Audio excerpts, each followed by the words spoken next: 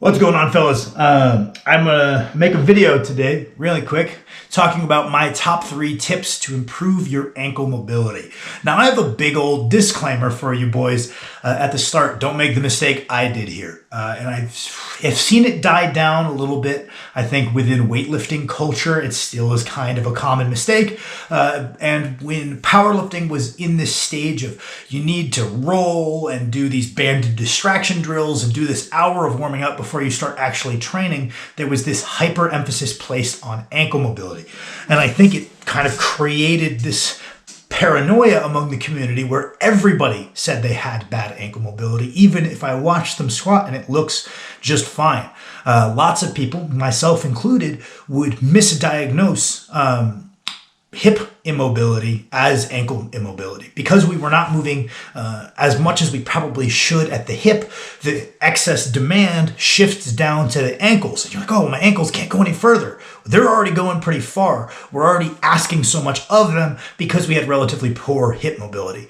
And I kept focusing on my ankles and focusing on my ankles and focusing on my ankles to no avail, seemingly, until I realized that the issue was a bit upstream. I improved my hip mobility, and I realized that the ankle mobility I had was pretty solid and would absolutely get the job done.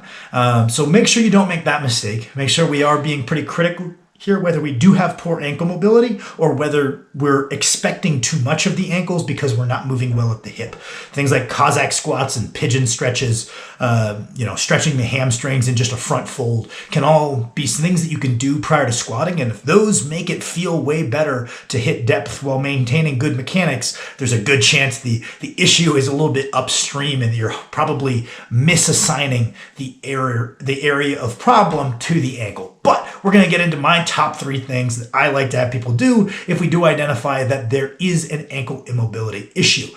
So speaking generally, if we have a mobility deficit, there is this school of thought nowadays that loading that stretched position and gaining strength there is on a minute-to-minute basis probably the most efficient way to improve our mobility. The idea being the reason we can't enter that range of motion is because our brain knows we lack strength there, so it's restricted as a protective mechanism. So as we develop strength in that lengthened position, presumably that person will be able to enter that position without resistance. And this is very true in my anecdotal experience.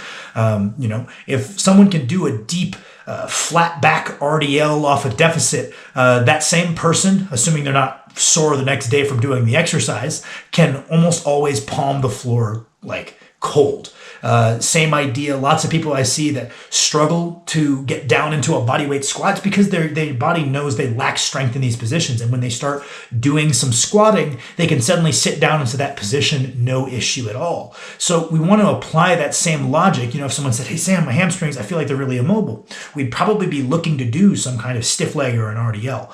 And people will, I'd say this is a more common school of thought nowadays, but for some reason people don't apply that same thought process to the ankle. The ankle needs to be statically stretched. First of all, we should probably strengthen the surrounding muscles through a maximal range of motion and see what that does for our mobility, because that alone might fix it up. So what do I like to have people do?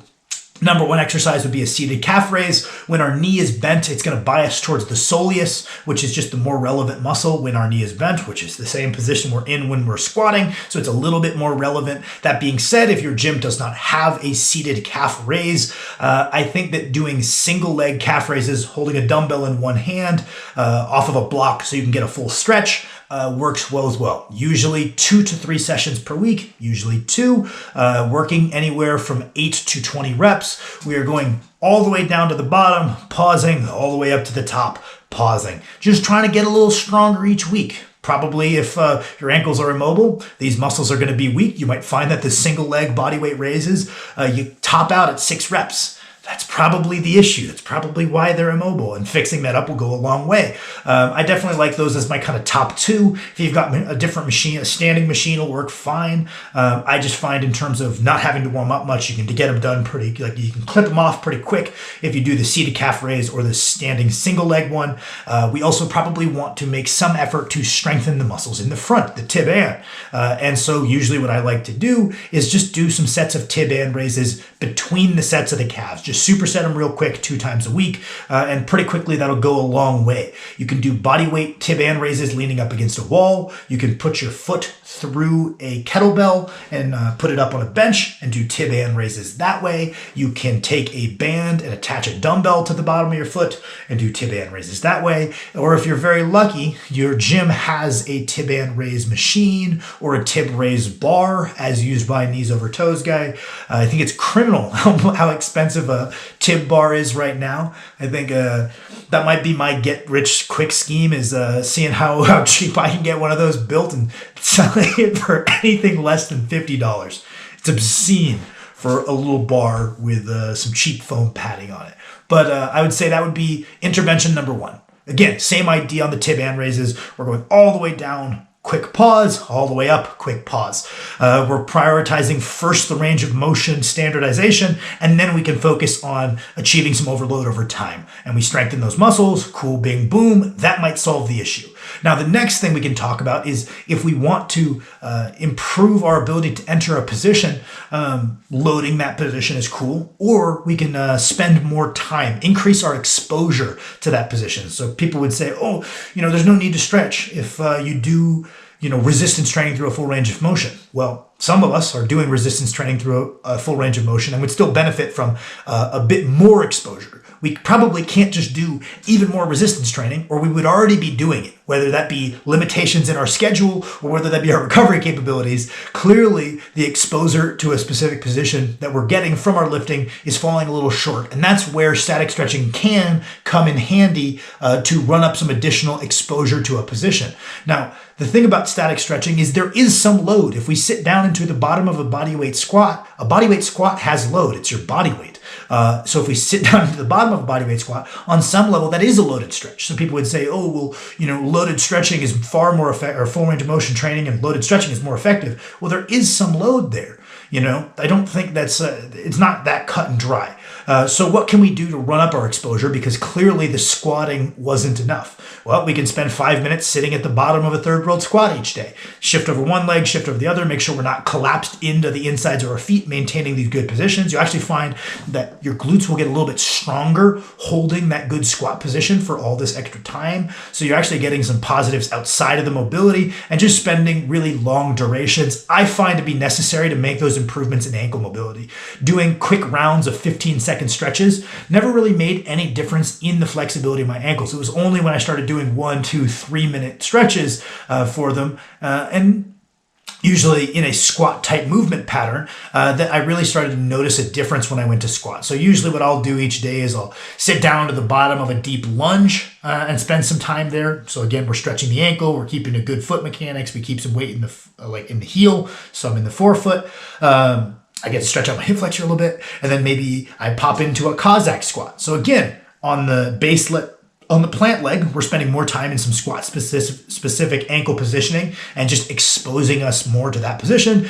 And on the reaching leg, we're getting a little bit of adductor mobility. That's cool. And then the same thing is I just will hang out at the bottom of a regular third world squat, maybe do some Kang squats while I'm there for the hamstrings. And we're just going to run up an additional exposure each day. So that would be intervention kind of level 2. So I probably would do both of those for most people. And then the third thing we want to talk about is, let's say you're doing both of these things. You're like, oh, my ankles are still stiff. Are your ankles stiff, or are your quads very weak? Your body is very good at finding the path of least resistance. And if you have had stiff ankles and you have had underdeveloped quads because you were never able to push your knee forward over your toe and maximally load the quad, so they never quite developed proportionately, even if you fix up that mobility at the ankle, you knock the concrete off of them and they're bending again. If you go and put a lot of weight onto the bar, your body's going to find the path of least resistance. It's going to go where you have strength. And if based on that training history, where you have strength is going to be in a highly hinged position with a vertical shin. You're going to push your hips back. You're like, oh, my ankles aren't bending at all. It's because you're not trying to bend your ankles. So what we can do is on our warm-ups, make a deliberate effort to put pressure on our forefoot, push our big toe into the ground, push the knee out over the toe as long as we're keeping the weight the weight distribution needs to stay midfoot. This is big. Some people will push their knee out over their toe to the point where they're actually shifting all of their weight into their forefoot. that is where it becomes a dysfunction. If the weight stays mid-foot, so an equal amount of pressure in the forefoot and the heel, and the knee is out over the toe, we're in a good spot. We're in a good spot to output force. If we lose that kind of midway point, not so good. So we're pushing our big toe into the ground. We're keeping that weight even front to back. With that constraint, we push the knee forward in the squat, and we also try to leave it forward. One of the most common issues I see in the squat is as people drive out of the hole, the knee will shift back early, and we're placing a greater demand on our trunk. People will start to fold up, whereas if we kept the knee forward later in the squat, we would be staying in the quads, and we'd be in a better position to finish the lift. So we're not just pushing the knee forward, but trying to leave it forward as late as we can in the lift. In our warm-ups, maybe we do some goblet squats with that as the sole focus. Then maybe we do an accessory exercise after our main squats where doesn't count as a successful rep unless we do all kind of meet these criteria. Whether you do some front squats afterward, whether you have a squat pattern machine that you like, whether you like the hack squat, whether you have some kind of pendulum squat you like.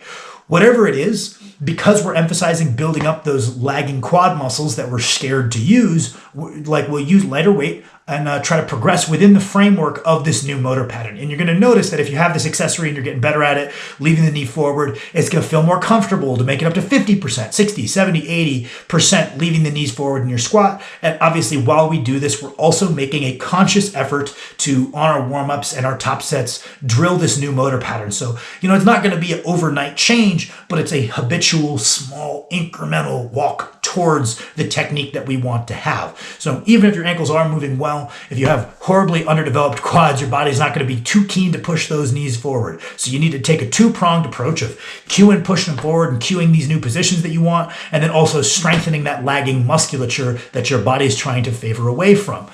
So that would be my top 3 tips. Thank you, boys, for watching.